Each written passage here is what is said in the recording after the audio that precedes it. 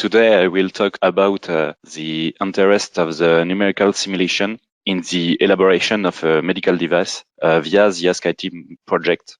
First, we will see what the ASCATIM project is and what we are working on. And then we will see the method we developed to make a numerical model of an organ, which is here the heart. And finally, the use of this model to develop part of our medical device. So the ASCATIM project is focused on the management of a major heart problem that affects many people, namely myocardial infarction.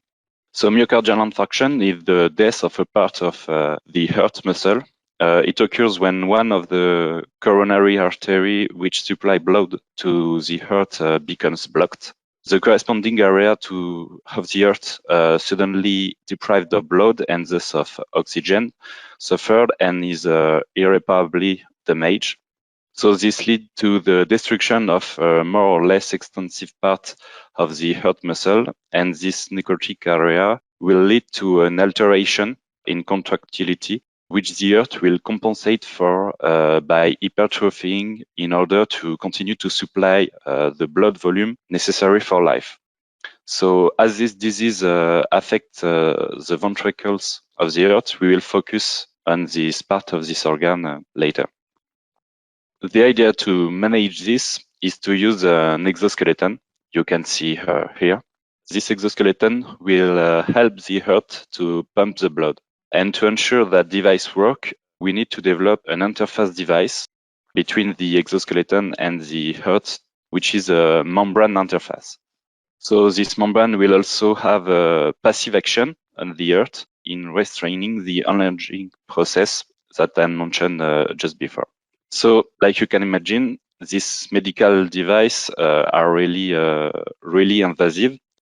To test and to elaborate this medical device, we will need to use numerical simulation because this type of simulation have a lot of advantage. The first one is the resolution of ethical issues involved in testing a medical device in vivo. So for question of well-being of animals, we need to develop other technique to test and elaborate our medical device. But it's also easier to develop inventive device in numerical simulation because we are not working on real body, and it's really easier for us. It's also time saving because we can have result rapidly. We just need to run our model, and this is a lot easier to have result. And it's money saving because we don't need to elaborate many prototypes with just little differences to try on animal in real life. So in order to be able to test this medical device, we must first develop a digital simulation of the heart. So for this, we need a better understanding of the mechanical behavior of this organ. So this involves studying the mechanism of the heart muscle. So this organ is composed of muscle fiber, and to simplify, this fiber are made up of filament called actin and myosin that slide against each other, like you can see in the little video here. So this mechanical behavior allows the fiber to have a preferential longitudinal deformation, and this will allow to the heart through this singular helicoidal orientation of the fiber, a particular twisting movement you can observe in this video.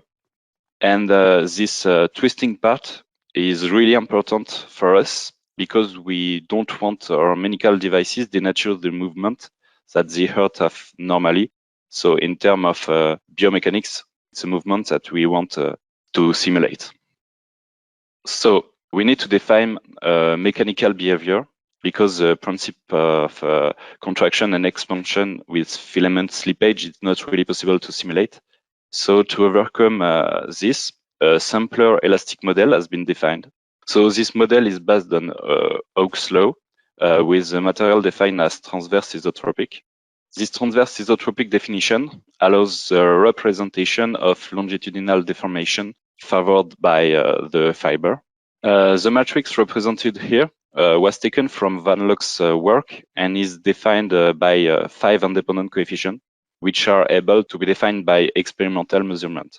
So this matrix will be used in our elastical model. To be able to use this matrix, we will have to define the local orientation on which we will apply the calculus with the matrix. And for that, we need to define the local orientation of the muscle fiber from a macroscopic point of view. So for this purpose, we have developed a technique using nano-indentation.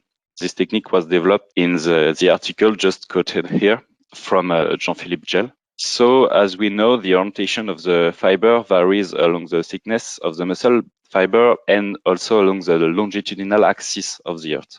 So here, the indentation was performed on a pig heart, which was cut into 8 slices on the longitudinal axis, on which 78 indentations were made. Here you can see a pattern of the indentation that you put in the muscle to determine the elastic property. With this type of experiments you can have here. I will show after the Young modulus of the material. So during this different indentation, the Young's modulus derived from differ according to the layer. This is due to the orientation of the fiber positioned more or less in the axis of the indenter, and so more or less vertical in the slice of the heart. So this Young's modulus vary with the angle of the fiber.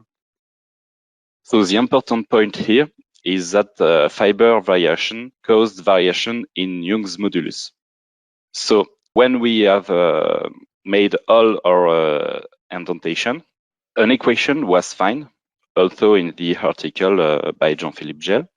And this equation made a relation between EL, ET, and EI, where EL stands for longitudinal Young's modulus, where fiber oriented parallelly to the indenter, and ET stands for transversal Young's modulus, where fiber oriented perpendicularly to indenter, and EI, the measured Young modulus, which is related to the fiber orientation angle to be calculated.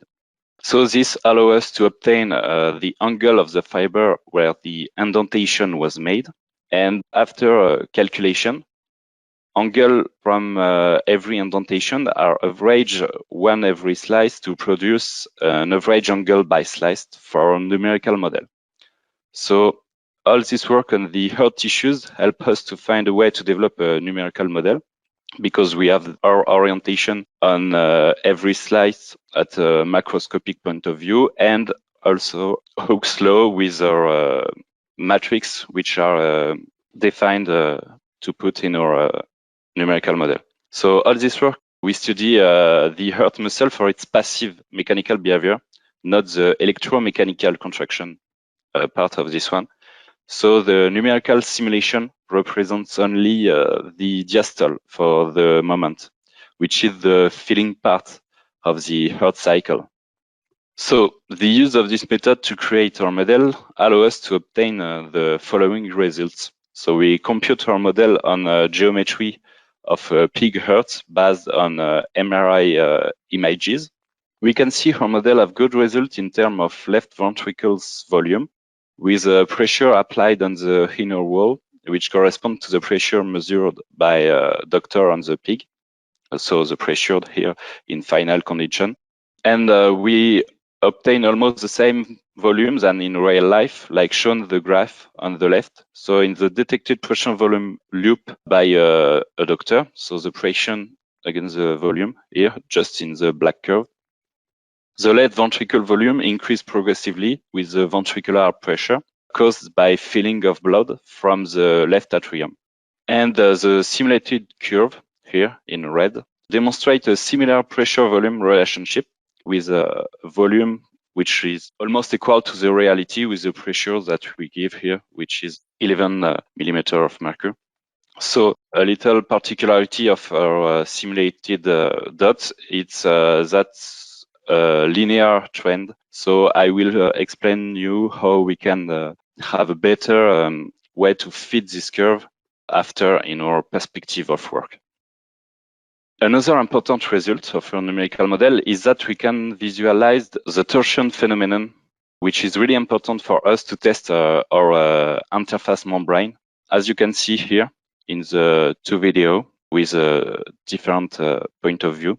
Here on the right, the blue arrow are for the displacement and the red arrow are for the pressure that we put on the inner wall.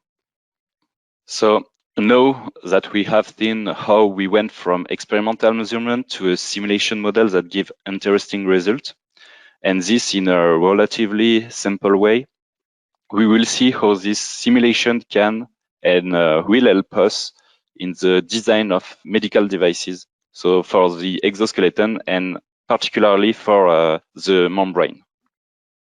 So this numerical model can be used as tool to develop medical device. A first work was produced on the impact of the pressure applied by the exoskeleton on the heart muscle. This was made by other teams, and I will not present you this here. I will present you other developments which need to be made on the impact of the interface membrane on the heart.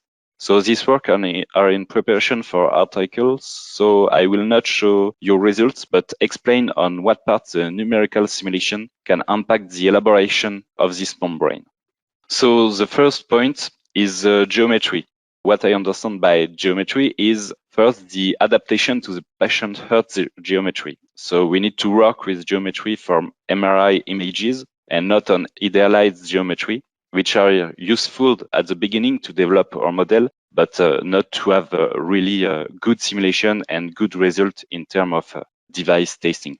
Second point is the size of the membrane. So this size will influence the external pressure on the heart. So you can imagine a sock that you put on your heart.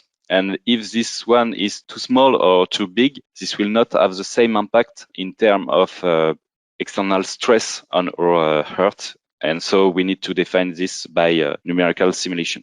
Last point in terms of geometry is the thickness of the interface membrane. It's also an important parameter too, because it's really important to determine the mechanical behavior against the thickness of the membrane. So all these points here about the geometry are also related to the next point I will explain to you. So this point is the material composition of the membrane. So this will influence the mechanical behavior of this one, which is an essential point for the development, and also the robustness of the material can be tested. For example, stitches when the doctor applied the membrane on the heart. So the membrane can be composed of different material in different proportions. So we can test different type of concentration, which impacts the mechanical behavior to optimize the response of the membrane on the diastole. So this step can be done in collaboration with the scientists who will produce the membrane to help them to save time in their research, and also develop protocol of simulation to test the most possibilities and combination of material. A last point, which is really important to evaluate before the test on animals, it's the fatigue of the material, because the heart is an organ which is beating between 60 and 80 times by minute. So the interface membrane will undergo as much stretch as this number of beats. In a particular environment too, in the human body. So the study of fatigue is essential to optimize the lifetime of our device. So to conclude, all these points on which we need to have data from tests to elaborate a good medical device don't need to be made on animal in a first time, but can be optimized by the numerical simulation, which is a great ethical response to our problem, but also allow us to increase our speed to develop our device at a lower cost. So all our tests will be done for the moment on simulation of diastole, because the membrane must have a good reaction to this part of the cardiac cycle, with a controlled response to the effort of the heart and a good restriction of the enlargement response of the heart to infarction. But in the future, we will work on the excitation contraction part of the heart cycle too. So COMSOL developed a tutorial to help people with this electromechanical coupling simulation. With this, we can elaborate the systole part of the heart, which is also important to have data for the membrane impact on this part of the heart. So all this work leaves us with different questions and paths for researches and improvement of our model. So some questions are about the material property that we use, because like we see, muscular contraction is in reality filaments which are sliding against each other, but we can't really recreate this in a simulation. We need to find a material property which represents the Earth in the best way possible. So we actually work with linear elasticity, but other property can be used like viscoelasticity for a coupling component, elastic and viscosity with a time component. This type of material, viscoelastic, can maybe more representative of the mechanical behavior of the Earth because it's a biomaterial. And we also can work on the difference between small deformation and large deformation, because other type of numerical simulation are working with hyperelastic laws, like for example the COMSOL electromechanical coupling simulation of the Earth we are working on, and I am using the Tuto COMSOL to understand how they work with hyperelasticity to obtain a good simulation of the mechanical behavior of the heart muscle. So the fluidic part is also important for a better simulation of heartbeat. So this part can help us to improve our model and also determine the pressure volume loop of the heart, which is a measure made by doctor to have a better understanding of disease. And this loop is a trace of the evolution of pressure against volume in a graph. And it's really characteristic according to the disease. And the pressure volume loop is also a good element to evaluate our numerical model. So it's an important point here to add a fluid part to our simulation. And also, this fluid part is important for the constant pressure of the blood on the inner wall of the heart. So like that, the linear trend of the pressure volume relation that we saw in our results can more fit with the reality. And the last point, which is the environment, with the temperature or chemical aspect of this one, can also be used, for example, in the simulation of the fatigue. So in this project, the numerical simulation is a very good asset, and we have still a lot of work, but we will progress step by step in our development until we reach our goal.